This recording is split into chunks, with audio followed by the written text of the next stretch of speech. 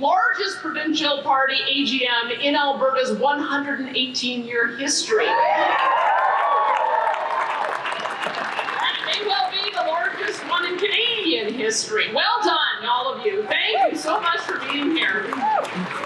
But it's because the Conservative movement in Alberta is stronger than it's ever been, and it's growing faster than it ever has. And we are more united as a movement, as a caucus, and as a party than ever before. And oh yeah, since we last gathered as a party last fall, we ran against our NDP socialist friends and their allies in the union movement in a provincial election. And maybe you didn't hear, but we won.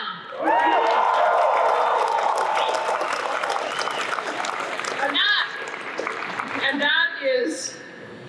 that election victory and the growing strength of our party is so critical to the future of our province and to the future of our country. Because Canada needs Alberta to be a national leader.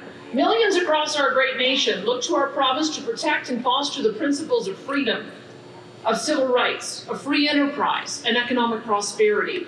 They look to us to demonstrate the power of compassionate conservatism and show why we are creating a powerhouse and a job-creating economy like ours, and why that's crucial to delivering the healthcare and education and public safety and social support programs that our citizens need without mortgaging our children's futures with crushing debt and high taxes.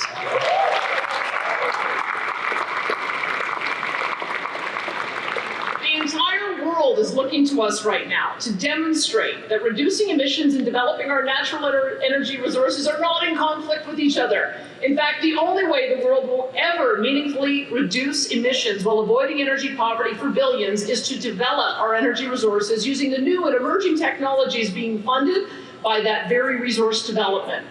History has shown time and again that economic growth and technology are the keys to solving global poverty and environmental challenges. It is the eco-extreme dogmas of people like Stephen Guilbeault,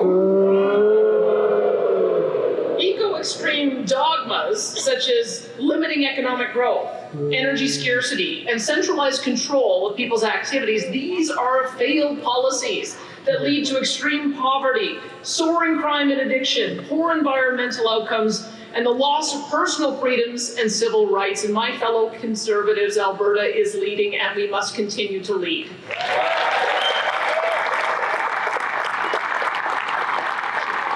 We must be that shining city on the hill, that land of promise that the best and brightest Canadians and people from around the world look to and say, there is the land of opportunity my family and I want to make our home. Those are the people I want my family and I to be part of, to work with and build a community with.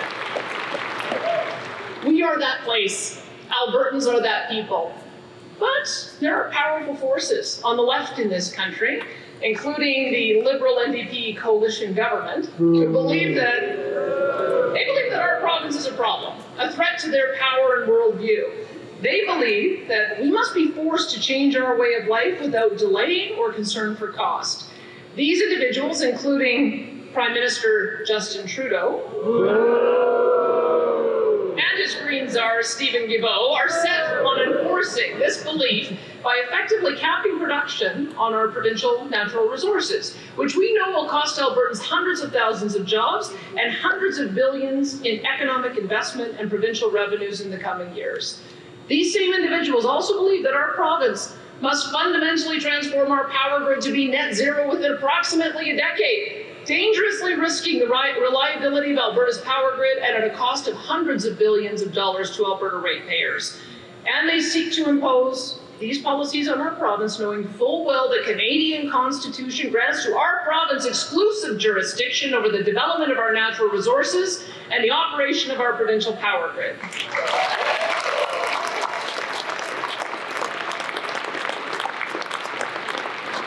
Even despite having their unconstitutional Bill C-69, which you know is the No More Pipelines bill, I've been calling that the Don't Build Anything Anywhere legislation, even despite losing on Bill C-69, that legislation was struck down by the Supreme Court. They are still hell-bent on imposing those destructive leftist policies on the people of Alberta. You know what I say to them?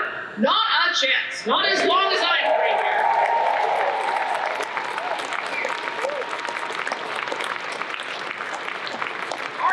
Caucus will never waver in defending the rights and livelihoods of the people of Alberta, and we will thwart every effort of the current federal government to do so until that day, hopefully in the not too distant future, when we have a government in Ottawa that understands the concepts of nation building, the Constitution, and empowering provinces to achieve our goals and aspirations. And until that day comes, we will not give the current group an inch. We will never compromise the future of Alberta.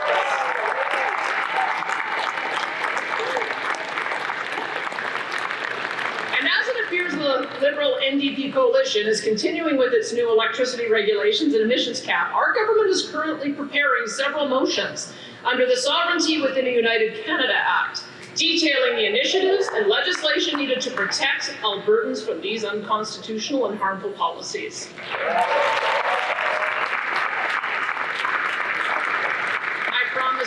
Albertans will have access to affordable and reliable electricity no matter the season, the weather, or the time of day. And we will not permit the federal government to risk the safety and prosperity of Albertans in this regard. We will hold firm to the knowledge that the world needs more Alberta energy and technology, not less of it. And we intend to empower Albertans to deliver it.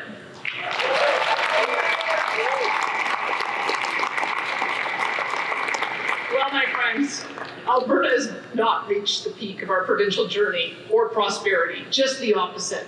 Our province is in the midst of Alberta's century. Alberta is growing faster than at any time in our history. Hundreds of thousands of new and wonderful people are intentionally choosing to call this province home each year. And as we surpass 5 million people in the coming 24 months, our province and government must set our priorities and guide our work through the lens of understanding that by 2050, if we continue at this rate, our province could well be the second largest in the country with a population approaching 10 million people. Now think about that. I can assure you these newcomers are coming here for the same reason people have always come here, to experience the Alberta advantage. I meet new Albertans all the time, and I can tell you that those moving to our province possess the same strength of character and vision of those that built Alberta into the incredible place that it is today. They are entrepreneurs and builders. They believe in family and personal responsibility. They want law and order and to build strong communities. They are our people. They are Albertans. And let me say this, we must reach out and welcome them so they know that they have a warm and inviting home in this province, in this government, and in this party.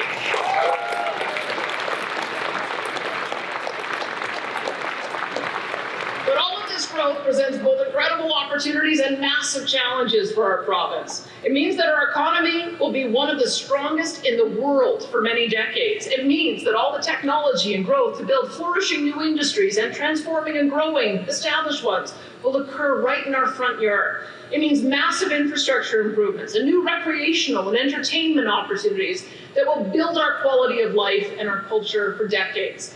But it also means significant challenges born out of high growth and economic activity. And our government and this party must face these challenges head on.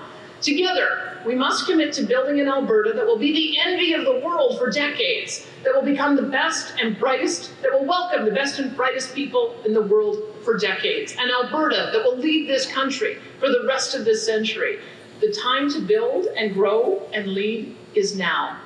And as our government commences our 4-year term in office, I want you to know what we're focusing on to accomplish this.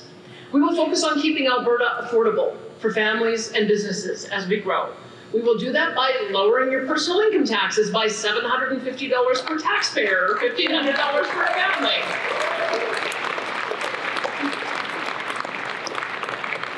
And we've just introduced Bill 1, the Taxpayer Protection Amendment Act, to guarantee there will be no increases in personal or business taxes in this province without approval by Albertans in a referendum.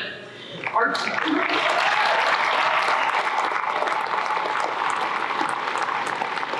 government will focus our efforts and those of our municipalities on finding creative solutions to massively increase construction of new houses for sale and rent so that Albertans can find homes that fit their budgets. Over the coming months, our government will also work with industry and consumers on a package of reforms to our electricity system to ensure Albertans have access to much more affordable and reliable power, and to support a power grid that will need to more than double its capacity in the coming decades to allow for high population and economic growth.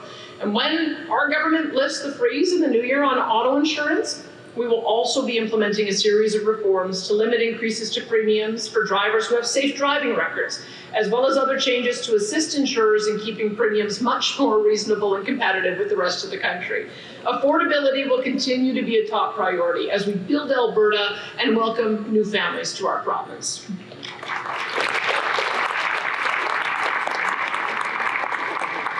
So too will be reforming and growing the capacity of our healthcare system. Despite the excellent work of doctors, nurses, and other frontline staff, more work is needed so Albertans can access world-class healthcare when and where they need it. So please stay tuned, as our government will have more to say on this in the coming weeks on health reforms that will decentralize decision-making and resources from AHS down to the front lines, exactly where it should be.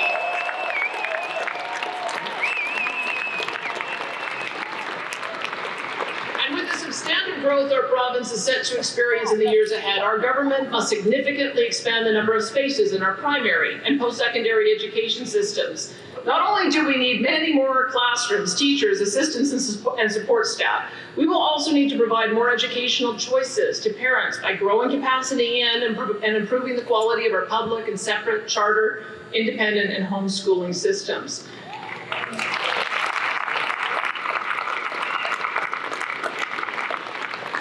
And I want every parent listening today to hear me loud and clear.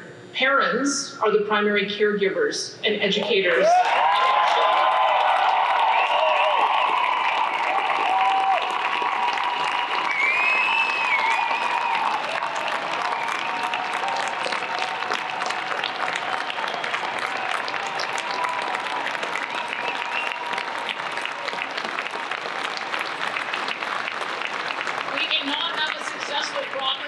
Successful society without strong and nurturing families. And regardless of how often the extreme left undermines the role of parents, I want you to know that parental rights and choice in your child's education is and will continue to be a fundamental core principle of this party and this government, and we will never apologize for it.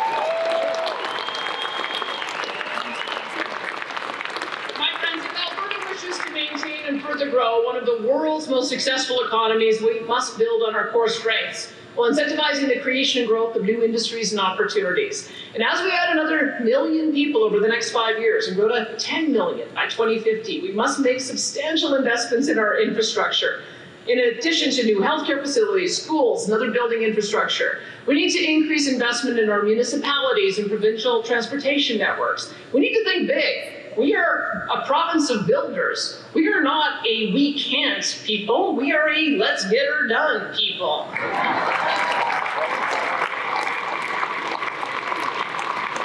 Over the coming years and decades, we need to build commuter rail links between our two largest cities and their growing neighboring communities and airports. We need to decongest our highways to Kananaskis and Banff, with a passenger rail tie between the Calgary Airport, downtown Calgary, and Canmore and Banff. And yes, we need to start planning for the inevitable need for high-speed rail through the Calgary, Red Deer, Edmonton corridor when 6 to 7 million people call that corridor their home.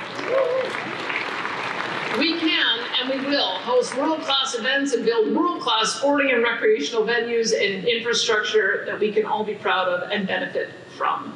We will build because that is what Albertans have always done. But we will do so with fiscal discipline.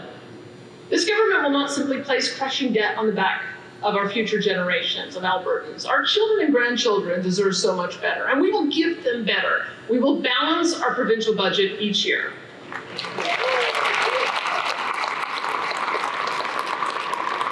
We will limit spending increases each year to below inflation plus population growth, and we will pay down debt every year until we are debt-free once again.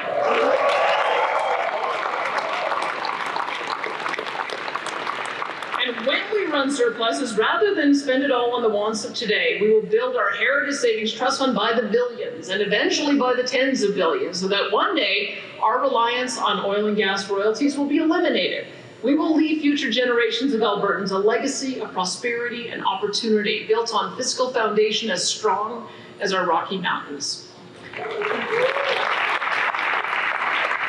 So, yes, all of this is ambitious, but so too are Albertans. We have never been content with average. We are not a people to say good enough when there is so much more possibility in front of us. And we do not shy away from a challenge, not when the futures of our families and our friends and our neighbors are at stake. We are indeed a province of innovators, pioneers, and visionaries, but we're also a province of teachers and healers and protectors. And we will need the unique strengths and gifts of all of us, of our children and of their children, to realize the limitless possibility and promise of our remarkable home and our remarkable people.